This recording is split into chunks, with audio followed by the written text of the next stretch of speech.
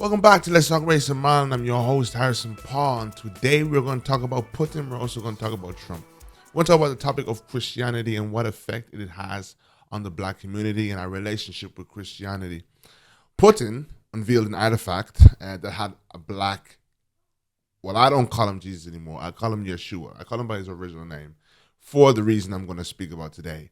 But Putin revealed as we know, Jesus, but Yeshua, he revealed an artifact of him where he's black. And this has the internet, going wild. Now, I'm seeing this was 11 months ago, it shows as, but it could have been, it's recently got people going crazy. I think maybe he would have shown something recently, but this is what I had found. I'm going to put up on the screen for you guys to see it, and we just have a look at it and comment on it.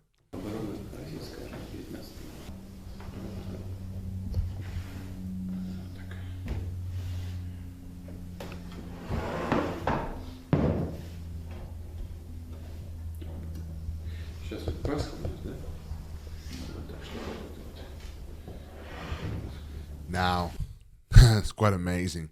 Putin is a very intelligent man. I think a part of Putin is doing this because he obviously believes it to a degree, but he also is trying to build good relationships with the African and nation, the nation of Africa. I like to see it as one nation, and I think that a lot of what he's doing now is kind of like smart in regards to that agenda. I'm not going to completely write it off. He probably does believe that thoroughly, and he probably has respect for black people because of it, which will take me into my next topic about why it's important. Because, obviously the topic was going crazy on Twitter and people were asking the question, I think I seen one tweet of someone that said, why do black people desperately want Jesus to be black so bad? Well, I responded to this tweet, and I'm going to elaborate on that today, but I said, because we were indoctrinated for generations to believe that nothing good can come from Africans, that we are inherently prone to corruption and destruction, that old, I'm saying, quote unquote, so-called old belief has been deeply internalized and is living in this very day. You're witnessing a people fighting for their minds back. And one of the main reasons I kind of deter from the name Jesus and more so focus on his original name is because I now understand it from a colonial perspective. I understand it from a colonial agenda. I understand, and I look at the agenda that was done in regards to changing his face, how he was depicted, and how Leonardo da Vinci changed his face.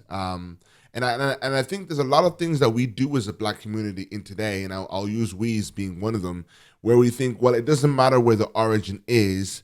What matters is I don't know. Let's not think too deeply into things. I remember when my mother raised me, she raised me very strict, and I think a lot of other black people went through this. Like, we weren't allowed to watch the Harry Potters. I've never seen Harry Potter. I remember when Wizard of Waverly Place came out, I wasn't allowed to watch that. Halloween, I would never be there. And T-shirts, anything that had a T-shirt on that had any sort of, I want to say something that was hinting towards something demonic, it'd be something that'd be thrown out very quickly. So I was raised in a house that was very strict on what we represented, what we watched, whatever. And just today I was having a conversation with my brother and how we were kind of saying that how important that was, So when I think about the symbol of things and I think about obviously the depiction of Christ and think about stuff like that, I take that just as serious. And I think that as a body of Christ, as African body of Christ, we do take these things seriously. It's been definitely on brand for us to take these things seriously. So it shocks me that there are certain things that we do not want to take seriously. And I also think that's the success of the agenda where the black man does not take the topic of racism and history and how it was used to colonize, how it was plagiarized and how it was manipulated. I don't think we take that seriously enough. And for that factor, I actually think that is a testament to the damage that it actually caused. How do I say that? Let me elaborate. Basically,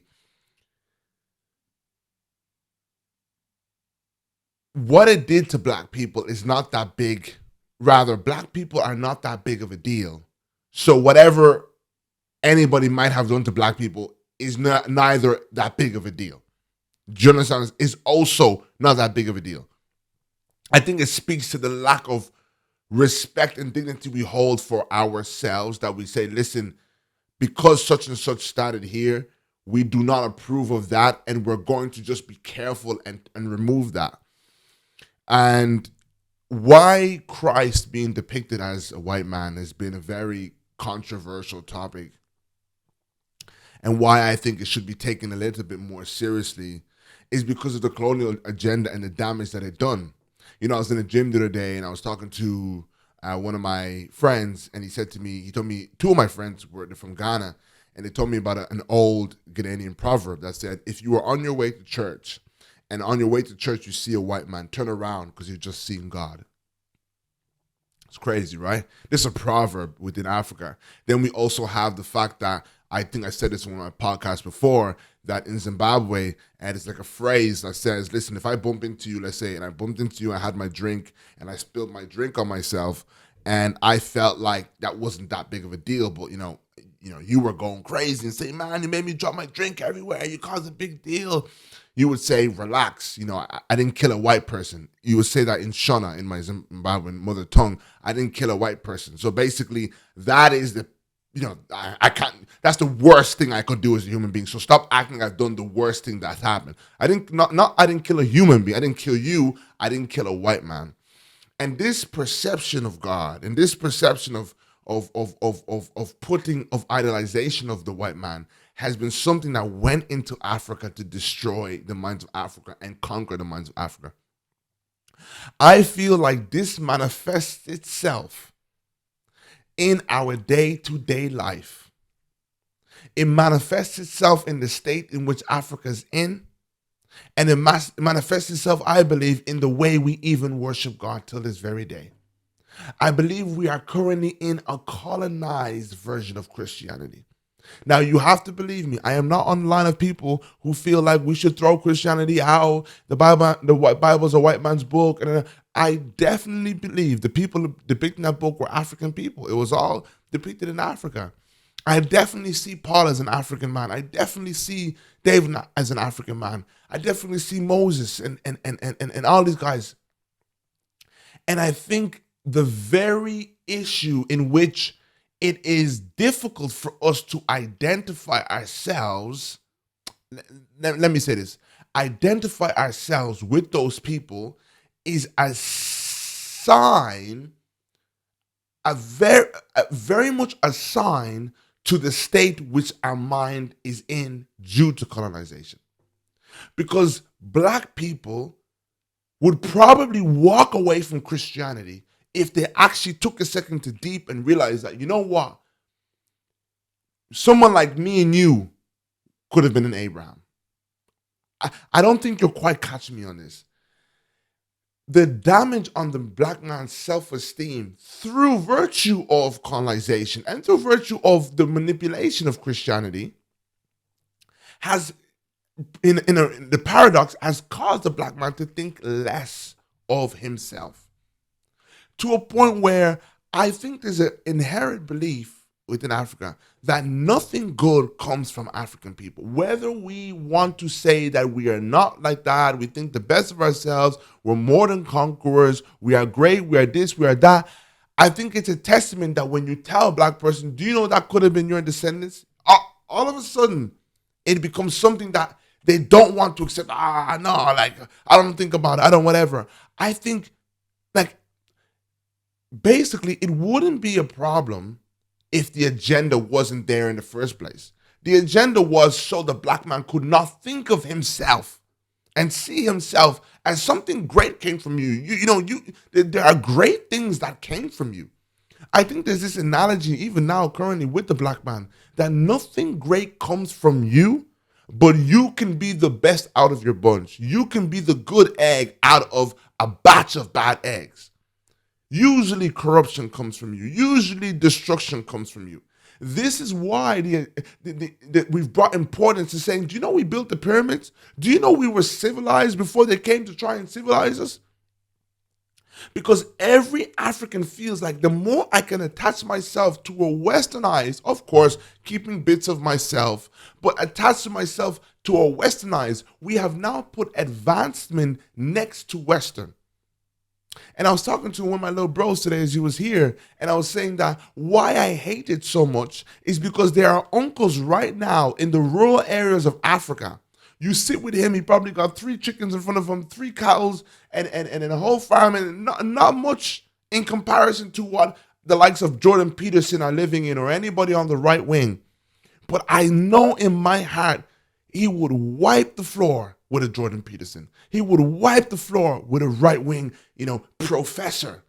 But because of the way we have shaped, the world has shaped its way of thinking and its perception of intelligence and its perception of righteousness, it was more leaning towards the West, and whatever that represented. And I think this works hand in hand. And let me say another thing. Let's talk about the education system. Let's talk about the fact that, my mom said this is so amazing. We would argue, the church will argue over denominations, what way to pray, is this the way to do things? The one thing black people in the church will never argue about is whether or not their kids should go to school. So we think about education being the number one thing that black people fight for. We know black kids getting beat up for education. Education is a non-negotiable within every African elder. And in my theory now, as I've becoming, more on my, journey of self-determination, I'm asking myself, well, what was education to us? Because I see an old man who's from Ghana, and I see him in the gym often, and I know the aura of my elders, where they feel that little bit less significant because maybe they weren't schooled in the West, and their accents are, and I love to give him his honor, and he always seems so surprised about the honor that I give him. It's because I'm woke. I'm trying to say no. I should set my own pyramid and my own status for what intelligence is and who we give honor to. But anyway, I speak to this old man and we chat. And one time I said, please tell me stories of your youth and what it was like and what you got up to. And he goes, randomly, all I remember really was, I remember one time, because I could tell you a lot, but I remember one time I was with my mother, and when you'd be sick, it happened often, she would go outside, she would get a tree bark, and when she gets a tree bark, she'll get some hot water, she'll get a leaf here, she'll get a leaf here, she'll mix it together. By the way, this guy's probably in the 70s, so you can imagine him when he was like a 5-year-old or whatever. Get a bunch of things, mix it up, he lived in the rural areas, mix it up, put it in hot water, and then boom, you drink it. When you drink it, you're well. You waited for it to cool down, and you drink it, and you're better. And I said to him, look at the intelligence behind that we were able to create that. And to us, that was medicine. So my point is, I think if black people focused in and honed in on what God created us to be and found a significance and our dignity and our self-worth in who God created us to be, we would create a civilization that is completely contrast to that of Western civilization. We already have, and we already were. But along the line, we have got lost with idolizing their way of doing things. So I mentioned the point of education. I think our education system will look completely different. I put up on the screen, I was speaking about one guy who did a clip, and I had to put in, it was amazing, about the education system. And he was saying we've become educated slaves. We are now creating an education system to fix a problem that's not ours. There is a generational curse on Africa, on the bondage that it has with the Western world. Yet I'm wondering, as I've grown up in Ireland, I've grown up in the diaspora and black churches, why isn't it that we are gathering to pray down that generational curse? People will pray down every other generational curse. But why is it the one that we refuse to touch, that we refuse to dispute, that we refuse to reject, really? And I have had my own personal experiences where I've brought it up in the church. And the minute I brought up, there's just this allergic reaction to fighting this cause. And it shows me that there is still a worship and a reverence, an unearned reverence that we cannot touch. We would much rather bash ourselves than touch that our master. It's still very much our master. So my issue when it comes to why I believe fighting for black people and fighting for these facts to be unearthed, whether we are the Jews, whether we are the Israelites, whether we are the people of the Bible, whether we was black, is to counteract the actual agenda that was made and was set in stone to make sure that these black people would not see themselves as anything significant. So I want to rectify that because I believe that there's two parts to that. It will also destroy and dismantle the white supremacy that wants to remain and maintain that ideology. And then it would also, in turn, I want to say, heal the brokenness within the racial self-esteem within the black man, where he says, wait, if that was me, or if that was my brothers and sisters, then surely I cannot be corrupt. Surely something got lost down the line. Surely there was just a moment in time in which we, and now this is for the Christians, we may be strayed from God and certain things took place in our lives, in our lineage or whatever. But there is certain belief, and I think I did it in another video, that there's nothing good that can come from the black man. And that is my issue. My issue that even when I think about every time I want to fight on this issue and whatever, it just always seems like Africans think that Christianity is submission to injustice. But not just any injustice. Injustice that has anything to do in proximity with white people. Anything that wants to overthrow or stand up against that unjust oppression. And you almost, in a way, become demonic when you are trying to fight against that. Because we have a belief almost, this is why I go back to, that is our portion. That is what this is the way the dynamic is supposed to be. And if it will change, it's because God will change it. But I believe God is saying, you have to be willing to denounce that. And you show that you worship me and not that oppressor by standing up to that oppressor in the face of fear, in the face of the backlash it could cost you, in the face of, because I believe we've made Western world and even the people in the diaspora, we've made it our God. We've made the passport our God. We made the visa our God. We made the fact that we were bringing our family members our God. We made this opportunity our God. And Christians, you will know when you make an opportunity your God, that is the quickest way to upset God. And I'm going to repeat again, education, the theory, the ideology of education based off the white man's ideology towards life and his structure towards life, that has become the most important thing to the black man. The most important thing to the black family is to get your education. I believe in the word education. I don't believe in what we believe education to be. I believe in the word wisdom more than education. And with this newfound wisdom and this newfound identity, we will find out what education was supposed to mean to us. And I believe that education, we will find that we will bring relevance to a lot of men and women in our rural areas who we've actually written off as unintelligent. Anything that makes us write off great men and women in the rural areas with great capacity as just rural people is a demonic force. It is a glorification. We glorify Western world. We glorify the white man, the white man and his ideology and his perspective on life. We've taken it as our new gospel.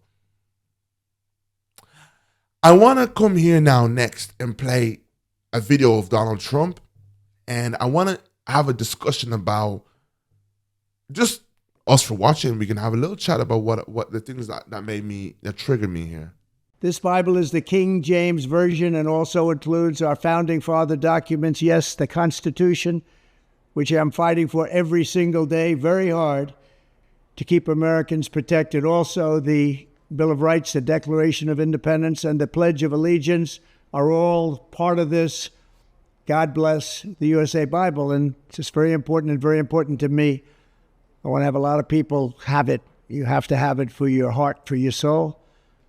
Many of you have never read them and don't know the liberties and rights you have as Americans and how you are being threatened to lose those rights. It's happening all the time. It's a very sad thing that's going on in our country, but we're going to get it turned around. Religion and Christianity are the biggest things missing from this country, and I truly believe that we need to bring them back, and we have to bring them back fast. I think it's one of the biggest problems we have. That's why our country is going haywire. We've lost religion in our country.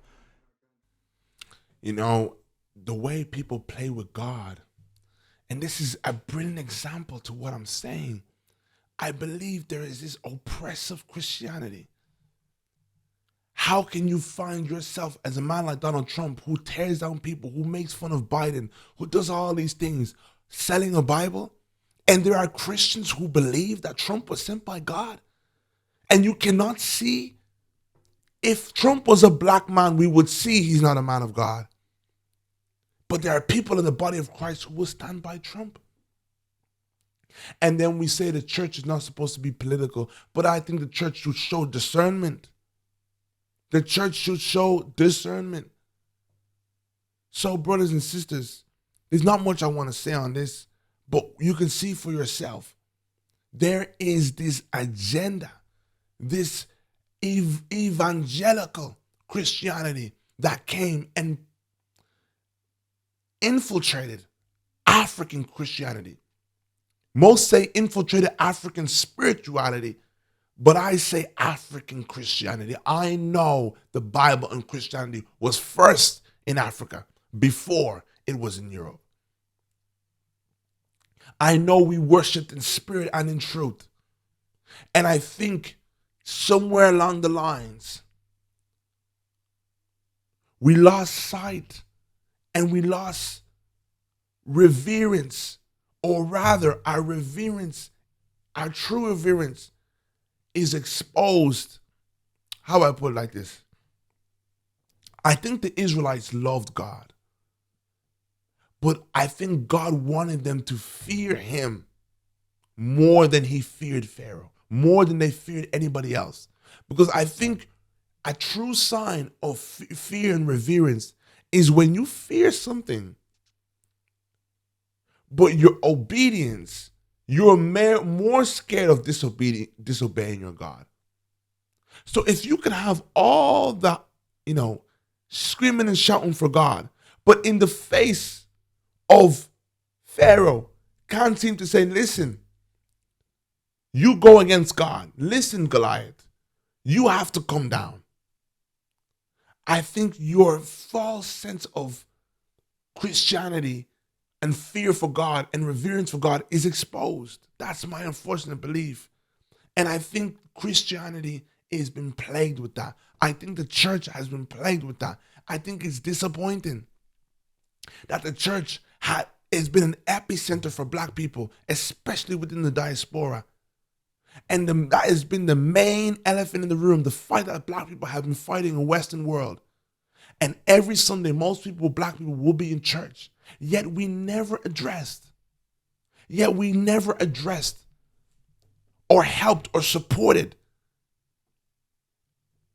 And I tended to this generational curse, this battle of the mind that was going on for the black man. Now, I just want to know, where does the discernment come? Where does your spirit alert you? Where is the spirit, the Holy Spirit, that alerts us about these things? How come we never said there's a generational curse here? that's making black people still put white people on that pedestal? Where was that discernment of the church? And in fact, quite the opposite. When you brought it up, you would annoy people in church. I have to question that. So what is the significance in Putin showing this right now? I think we're coming to a new season. We're coming to an awakening. And we are unraveling the generational curse that's been on Africa. The reason Africa cannot even fight and get its minerals back is because of the cage on the mind. That fact there has been a God that has replaced God. Some people are going to find that very difficult to swallow, but there's been a God that has replaced God. There's been something you fear more of offending than you fear offending God. That you will even stand and hold back truth when you should be sharing it in the workplace. Hold back truth. Stand on truth. You don't even stand on truth anymore because you fear more of the consequences that the Egyptians put on you. The rule of the Egyptians, the rule of oppression, more than you care about not standing on truth. This is a very broad topic. I don't think I'll get through it today, but it's something that I'm rummaging through in my mind, and I've been trying to put it out for you guys to kind of understand it. But I definitely do think that there's significance in us understanding. It would never be significant if not for the fact that there was an agenda. And for the sake of truth, we should unpack and actually dismantle and render that agenda powerless, flat, and then move forward. No problem. We're not going to keep celebrating these black whatever once it is set in place. And once we understand that men of both our race and their race have debunked and I guess paralyzed the webs of this way of thinking and the parts of our brain that it takes up, then I know we'll be going down the right path. And it's something that we will not need to focus on. But it opens a can of worms, and I don't think I'll get through it today. But brothers and sisters, thank you so much. God bless, and make sure you like, share, and subscribe. And I'm on a mission for you.